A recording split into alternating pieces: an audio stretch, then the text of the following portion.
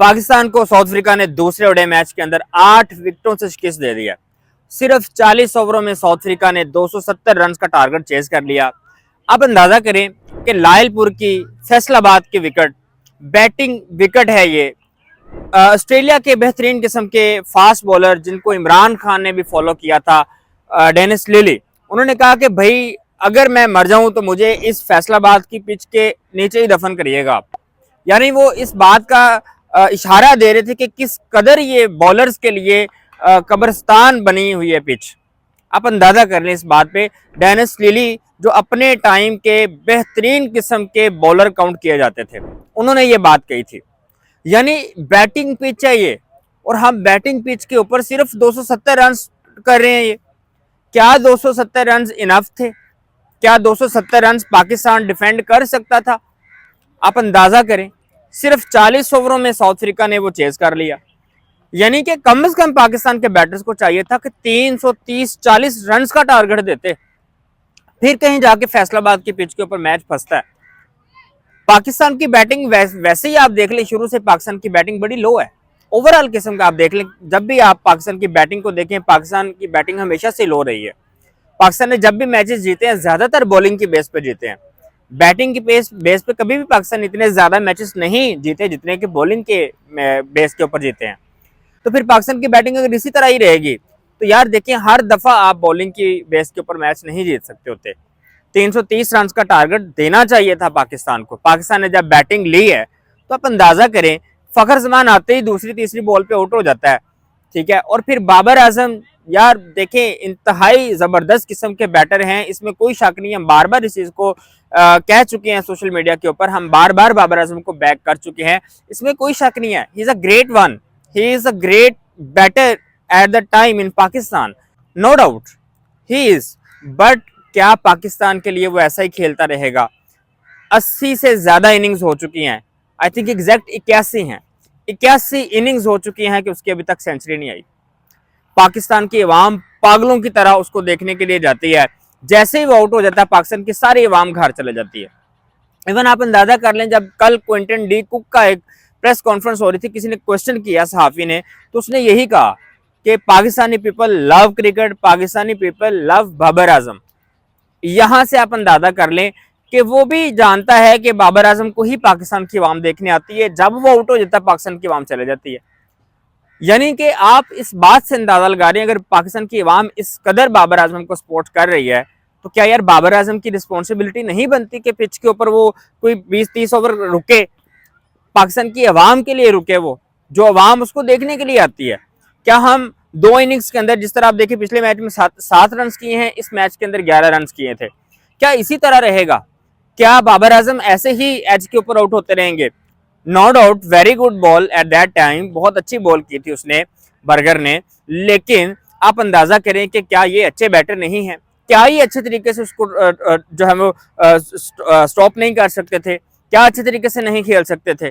यार सारा कुछ हो सकता था। उससे पहले भी एक चांस मिला एलबीडब्ल्यू का। यार इतने चांसेस मिलने के बावजूद, यानी कि आपने कुछ तकरीबन 10 गेंदें 11 बॉलें खेली हैं, तो उसमें भी आपको एक चांस मिला है, दूसरे पे आप आउट हुए हैं दूसरी दफा, यानी कि 2 दफा आप आउट हुए हैं ऑलमोस्ट, आप इस तरह से अंदाजा कर लें। तो क्या इतने चांसेस के साथ भी आप अच्छी इनिंग नहीं खेल सकते? अगर ऐसा ही रहेगा तो ऑब्वियसली बात है, पाकिस्तान की अवाम किस हद तक आपको सपोर्ट ज्यादा से ज्यादा कर सकती है। अगर आप सलमान अली आगा की बात कर लें तो सलमान अली आगा ने बहुत अच्छी इनिंग खेली, ये सारे लोग कह रहे हैं, लेकिन आप इस बात से अंदाजा लगाएं कि उसने स्लो इनिंग इतनी ज्यादा खेली है कि पाकिस्तान 270 तक ही लिमिट रह सका। क्या वो थोड़ी सी तेज इनिंग खेलता तो पाकिस्तान क्या 330 तक नहीं जा सकता था? जिस तरह पाकिस्तान के मोहम्मद नवाज ने 59 में 59 खेला, 59 बॉलों पे 59 रन किए हैं, तो उसने तो अच्छा खेला। फिर नीचे फहीम अशरफ ने आके 18 पे 28 किए, उसने बड़ा जबरदस्त किस्म का खेल पेश किया। अब एंड पे आके नसीम शाह को एक बॉल मिलती, वो छक्का लगा सकता है, तो क्या हमारा सलमान अली आगा जो है वो इसी तरह स्लो स्लो खेल के ही इनिंग बिल्ड करता रहेगा? टेस्ट मैच खेलने के लिए आया हुआ था क्या वो? यार इस तरह से नहीं होता कि आप टेस्ट मैच इनिंग खेल के और अपनी इनिंग बिल्ड करके 59 रन 60 रन दे के कह देंगे कि मैंने तो अपना पूरा कर दिया है। हम अपनी जगह नहीं बनाना चाह रहे यार, हमने पाकिस्तान को जितवाना है। हमने देखना है कि इस पिच के ऊपर कितना अच्छा टारगेट हो सकता है, हम उस टारगेट तक हमें पहुंचना है। हमने ये नहीं करना कि 260-70 कर दिया तो 260-70 ठीक है, हम ओल्ड क्रिकेट खेल रहे हैं अभी भी। आज की एवरेज जो है वो 330-40 है, हम 250-280 पे रुके हुए हैं। इस तरह नहीं होता कि 250-280 पे हम रुक जाएं और अगली टीमें ऐसी 280 को भी 280 भी उनसे ना हो और हम लोग हर दफा जीतते रहें। How can it possible that कि हम 270 ही देके जीतते रहें? ऐसा नहीं होता। वो पाकिस्तान की टीम है कि जो 263 पिछले मैच के अंदर उन्होंने बड़ा मर मर के चेज किया था, आखिरी ओवर में चेज किया था, वो पाकिस्तान की टीम है। जब आप यूरोपियन टीमों को इतना टारगेट देंगे तो वो आखिरी ओवर में मैच नहीं लेके जाती, वो पहले ही कर देती है, आप टारगेट को पूरा कर देती हैं। जिस तरह से देखें साउथ अफ्रीका ने कल टारगेट को पूरा किया है और सिर्फ 40 ओवरों में, यानी 10 ओवर अगर और पड़े हुए हैं तो आप अंदाजा कर लें कि 60-70 रन क्या मुश्किल था, उन्होंने वो भी कर लेना था। लेकिन एटलीस्ट अगर 340 होता तो आपकी बॉलिंग की स्ट्रेटजी चेंज होती और हो सकता है कि आपका रिजल्ट कुछ और होता फिर। ठीक है, बॉलिंग जिस तरह से हमने की है, देख लें नसीम शाह पहले थके थके नजर आते हैं। क्विंटन डी कुक को हमने जो है ना वो 15 रन के टोटल पे था, तब वो अपने इंडिविजुअल स्कोर के ऊपर जब हमने चांस दिया नसीम शाह ने कैच छोड़ा। ठीक है, प्रेट्रियोस जो है ना उसका भी कैच छोड़ा गया। ठीक है, जो साइम अयूब की तरफ से। तो हमने इतने अगर चांसेस देने हैं तो फिर यार इतना टारगेट डिफेंड नहीं होता। ठीक है, इतना टारगेट फिर डिफेंड नहीं होता।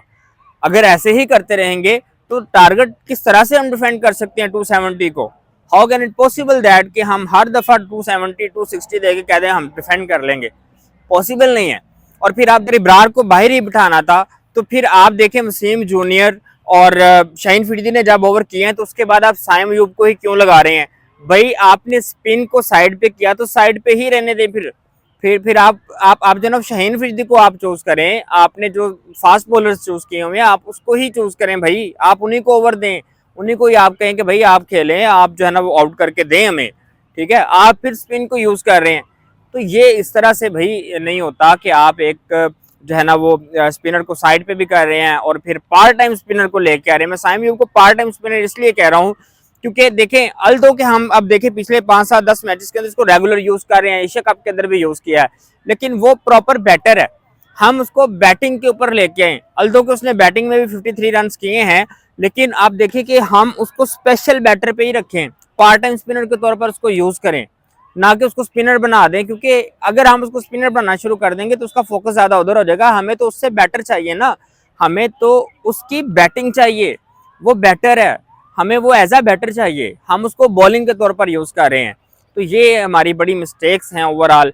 और साउथ अफ्रीका की टीम ने जितना अच्छा खेला है आप अंदाजा कर लें, जिस तरह से वो जो नेंद्री बर्गर है उसने 3 खिलाड़ियों को पहले ही पवेलियन की राह दिखा दी 24 रन के ऊपर ही, डिस्पाइट दिस। ठीक है, और फिर सलमान अली आगा ने जो इनिंग खेली है, मैं ये नहीं कहता कि उस टाइम पे उसने बड़ी तेज इनिंग खेलनी चाहिए थी, बहुत अच्छी इनिंग खेली उसने, लेकिन जब वो एक दफा सेट हो गया तो फिर उसको 100 का मुंह देखना चाहिए था।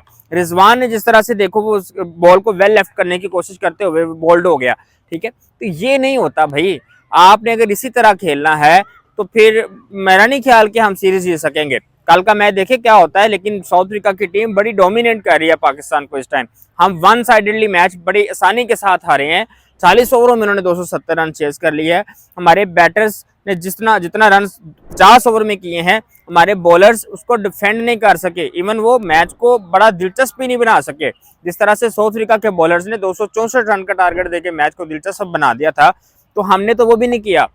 हम कैसे दिलचस्प बना सकते हैं मैच को? क्योंकि हमारे हमारे जो बॉलर्स हैं, देखिए हमने उनको अच्छे तरीके से यूज ही नहीं किया। फिर अगर ये भी आप देखें तो हमने उनको अच्छे तरीके से यूज नहीं किया हुआ।